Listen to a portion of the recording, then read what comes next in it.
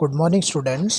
आज हम इस वीडियो में नगरों का उद्भव और विकास का जो आधुनिक कालक्रम है उसके बारे में चर्चा करेंगे।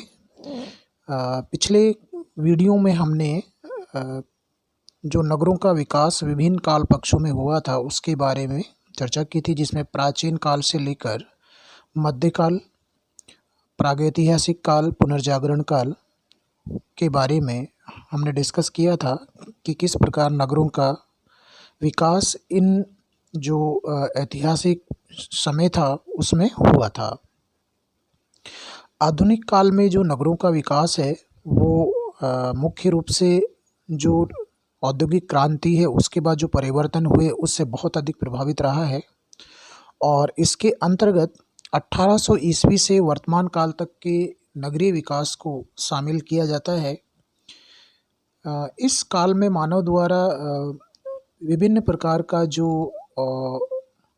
विकास था उसको प्रारंभ करना शुरू कर दिया था, जिसमें मानव द्वारा स्थायी कृषि और तीव्र औद्योगिकीकरण और वैज्ञानिक और तकनीकी विकास के जो परिणाम थे उसके फलस्वरूप 19वीं और 20वीं शताब्दी में नगरीकरण की जो गति थी वो तीव्र हो गई थी। कृषि में स्थायीकरण के कारण इसलिए इस युग को प्रथम नगर क्रांति को उदय भी माना जाता है, कहा जाता है, क्योंकि मानव द्वारा जब कृषि स्थायी रूप से की जाने लगी तो एक ही स्थान पर रहकर उसने बस्तियों को बसाना प्रारंभ किया और उनका धीरे धीरे जो आकार था वो बड़ा होता जा रहा था। इसी क्रम में 18वीं शताब्दी के बाद जो तीव्र औद्योगिकीकरण और वैज्ञानिक और तकनीकी विकास हुआ उसके कारण नगरीय विकास तीव्र गति से हुआ और इसलिए इस समय को यानी कि आधुनिक काल को द्वितीय नगर क्रांति के रूप में भी जाना जाता है। आधुनिक काल में जो तीव्र नगरीकरण या यूँ कहें कि नगरों का विकास हुआ उसमें बहुत सारे कारक उसके लिए उत्तरदायी माने जाते हैं, जिसमें सबसे पहला है औद्योगिक क्रांति। आधुनिक काल से पूर्व तक कृषि व औद्योगिक उत्पादन में मानव श्रम का उपयोग करता था। उद्योगों की भूमिका कृषि और व्यापार की तुलना में बहुत कम थी। आप समझ रहे होंगे कि औद्योगिक काल से पूर्व अधिकांश जो हमारा जीवन यापन था वो कृषि पर आधारित था, लेकिन औद्योगिक क्रांति के बाद एक तरह से लोगों ने कृषि के अलावा दूसरे जो कृषित्र कार्य थे उन पर भी अपना ध्यान केंद्रित करना शुरू कर दिया था। और 18वीं शताब्दी में जेम्स वाट द्वारा भाप के इंजन का आविष्कार करने से औद्योगिक जो प्रगति थी उसको एक तरह से क्या मिला, मार्ग मिला, जिसके परिणाम स्वरूप यूरोप, विशेषकर यूरोप में अनेक छोटी छोटी जो फैक्ट्रियां थी उनकी स्थापना होने लगी और उनके स्थान पर धीरे धीरे बड़े उद्योग स्थापित होने लगे। 1825 तक शक्ति के रूप में भाप का उपयोग व्यापक स्तर पर होने लगा और इसी क्रम में बाद में रेल का भी भाप का इंजन जो बना उसका आविष्कार हुआ और रेल के इस भाप के इंजन के आविष्कार ने जो औद्योगिक जो क्रांति थी उसमें एक तरह से क्या किया, मील का पत्थर साबित हुआ। रोजगार की बढ़ती संभावनाओं के कारण उद्योगों के निकट जनसंख्या का संकेंद्रण होने लगा। औद्योगिक क्रांति ने द्वितीय नगर क्रांति को जन्म दिया। नवीन यंत्रों के आविष्कार और पुराने यंत्रों के सुधरे रूप विकसित होने से औद्योगिक उत्पादन में क्या हुई, वृद्धि हुई। औद्योगिक इकाइयों का हाथ का स्थान मशीनों ने लिया, जिससे शिल्पों और कारीगरों की संख्या नगरों में घटने लगी। लेकिन लोगों के भरण पोषण, क्योंकि कृषि में भी आधुनिकीकरण होने लग रहा था तो उत्पादन बढ़ने से नगरीय जो जनसंख्या थी उनके लिए भरण पोषण की अब समस्या नहीं रह रही थी।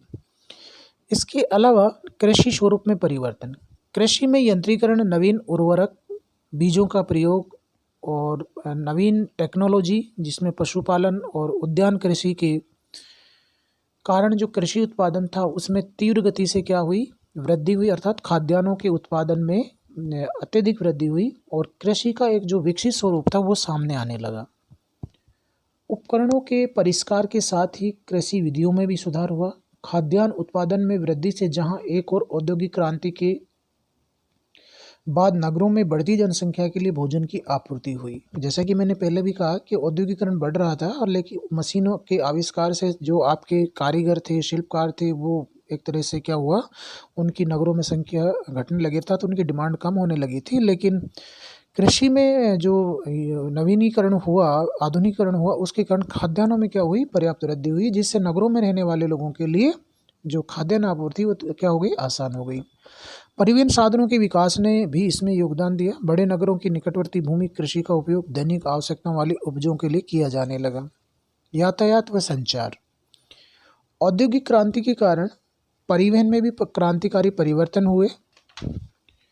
19वीं शताब्दी में बाहरी जलपोतों का जो प्रचलन था वो होने लग गया था, जिनकी परिवहन क्षमता पूर्व की तुलना में बहुत अधिक थी। महासागर के अंदर अनेकों महत्वपूर्ण मार्ग जो थे वो स्थापित हो चुके हैं, जिससे अंतर महाद्वीपीय जो व्यापार था जलयानों या जलपोतों के द्वारा, वो एक तरह से क्या होने लगा था, या यूँ कहें कि धीरे धीरे उसका क्या हो रहा था, विकास हो रहा था। तो महासागरीय जो मार्ग थे वो एक तरह से स्थापित हो चुके थे। रेल मार्गों के विकास, जैसा कि मैंने पहले भी कहा था कि जेम्स वाट के भाप के इंजन के द्वारा रेल के आविष्कार ने जो औद्योगिकीकरण था उसको एक तरह से क्या की, गति प्रदान की। रेल मार्गों के विकास से स्थल परिवहन को एक दिशा मिली और धीरे धीरे रेल और सड़क मार्गों का जाल एक तरह से क्या हुआ, बिछने लगा, जिससे कि दूरवर्ती भागों से भी लोग आने जाने लगे और जो कच्चा माल और तैयार माल था उसका उपभोग और उपभोक्ता, उत्पादक और उपभोक्ता उन क्षेत्रों में क्या होने लगा, एक तरह से आदान प्रदान होने लगा। परिवहन साधनों में पहले ईंधन के रूप में कोयला, फिर खनिज तेल और विद्युत के उपयोग से परिवहन क्षमता का क्या होता गया, निरंतर विकास होता है। ये सब आधुनिक काल की ही देन है। बढ़ते औद्योगिक उत्पादन के कारण बड़ी मात्रा में कच्चे माल की आपूर्ति के लिए यातायात का विकास औद्योगिकीकरण का अनिवार्य तत्व बन गया। एक तरह से यूँ कह सकते हैं कि औद्योगिक उत्पादन के लिए यातायात और औद्योगिकीकरण ये दो महत्वपूर्ण कारक थे जिनकी उस समय आवश्यकता थी। परिवहन मार्गों पर नए नगरों की स्थापना के साथ ही पूर्व स्थित नगरों की जो आकार था उसमें भी क्या हुई, वृद्धि हुई। अब देखते हैं कि वर्तमान में भी आप देख रहे हैं कि जितने भी आपके राष्ट्रीय राजमार्ग हैं या महत्वपूर्ण परिवहन मार्ग हैं, उनके विकास के साथ ही उन पर स्थित जो छोटे छोटे एक तरह से बस्तियां कह सकते हैं या छोटे जो कस्बे हैं, उनके आकार में कुछ ही वर्षों में आपने क्या देखा होगा, अंतर देखा होगा, अर्थात वो अपने आकार से कई गुना क्या हो गए हैं, बढ़ गए हैं। तो इस तरह से परिवहन मार्गों के विकास से और उनकी जो दशा है वो सुधरने से जो परिवहन मार्गों पर स्थित नगर थे उनका जो आकार था वो निरंतर क्या हो गया, बढ़ने लगा। और जो बड़े नगर थे उनमें सुविधाएं मिलने से, रोजगार मिलने से, या यूँ कहें कि जीवन यापन की जो सुविधाएं हैं, आधुनिक भौतिक सुविधाएं, उनके मिलने से लोगों को आकर्षित हुए और वहाँ पर उनका जो आकार था वो भी क्या हुआ, बढ़ता चला गया। बड़े नगरों के बाहरी भागों में जनसंख्या का जमाव और उपनगरों की स्थापना तीव्र यातायात साधनों के कारण ही हुई। जैसे हम दिल्ली की बात करें तो दिल्ली के आसपास बहुत सारे ऐसे नगर थे जो पहले दूर पड़ते थे, लेकिन तीव्र गति के जो साधन, चाहे वो ट्रांसपोर्टेशन सिस्टम रेल हो, चाहे वो बस हो, चाहे या अन्य प्रकार का कोई साधन हो, उसके विकास के कारण इनके बीच का जो अंतर था वो क्या हो गया, समाप्त हो गया और वो एक जो बड़ा शहर था उसके क्या बन गए, अंग बन गए। नगरों का पृष्ठ प्रदेश तथा सेवा क्षेत्र पहले से अधिक क्या हो गया, विस्तृत हो गया। स्वेज, पनामा, कील जैसी नहरों का निर्माण होने से जो यातायात की दूरियां थी उनको क्या किया गया, घटाया गया। जैसे पहले प्रशांत महासागर का पूरा चक्कर लगाकर यूरोप में आया जाता था, लेकिन पनामा नहर के बन जाने से यूरोप का सीधा संपर्क कहाँ हो गया, एशिया से हो गया, और अमेरिका और दक्षिण अमेरिका के जो पश्चिमी तटीय क्षेत्र थे वहाँ आसानी से माल को लाया और ले जाया जा सकता था। वायुयान और दूरसंचार के साधनों ने विश्व के विभिन्न भागों में स्थित नगरों को एक तरह से क्या कर दिया, निकट ला दिया। खनन, कोयले का शक्ति के रूप में प्रयोग होने से आधुनिक काल में कोयला खदानों ने नगरों की वृद्धि को अत्यधिक प्रभावित किया। इसका सबसे अच्छा उदाहरण हमें यूरोप में देखने को मिलता है, जहां फ्रांस, जर्मनी और ब्रिटेन के जो कोयला क्षेत्र हैं उनके खनन क्षेत्रों में मजदूरों को आवास बनाए गए और उनको सुविधाएं प्रदान की गई और धीरे धीरे इन यूरोपीय देशों में जो कोयला क्षेत्र थे उनके निकट बहुत सारे नगरों की क्या हो गई, स्थापना हो गई और वर्तमान में वो नगर महत्वपूर्ण नगरों के रूप में जाने जाते हैं। तो उनकी जो स्थापना थी उनके पीछे जो मुख्य कारक था वो था कोयले का उत्खनन। कोयला क्षेत्रों के निकट स्थित नगरों का तीव्र विकास हुआ और दूरस्थ जो नगर थे उन पर प्रतिकूल प्रभाव पड़ा। कारण कि यहाँ पर रोजगार मिल रहा था, विभिन्न प्रकार की सुविधाएं मिल रही थी, तो जो दूर स्थित नगर थे उनका आकार घट रहा था और इन क्षेत्रों के निकट जो नगर एक तरह से अपना उदय कर रहे थे, निरंतर अपने आप को क्या कर रहे थे, विस्तार कर रहे थे, उनका आकार बड़ा हो रहा था। लोहा, इस्पात, वस्त्र, जहाज निर्माण जैसे बाहरी उद्योगों की स्थापना कोयला खदानों के निकट ही हुई, क्योंकि कोयला एक ऐसा पदार्थ है जो जलने के बाद क्या करता है, एक तरह से अपना भार खो देता है। तो ऐसे में इन्हीं जो कोयला उत्खनन क्षेत्र थे उनके निकट ही बाहरी जो उद्योग थे, जिसमें लोहा इस्पात उद्योग और जहाज और वस्त्र निर्माण की स्थापना यूरोप में विशेष रूप से इस पर फोकस रहा। वर्तमान में भी ये फैक्टर काम करता है। तो वहाँ पर ये जो नगर थे उनका क्या हुआ, तीव्र गति से विकास हुआ। तो आधुनिक काल में कोयला क्षेत्रों ने नगरों के जन्म और उनके विकास में एक तरह से जीव द्रव के समान कार्य किया।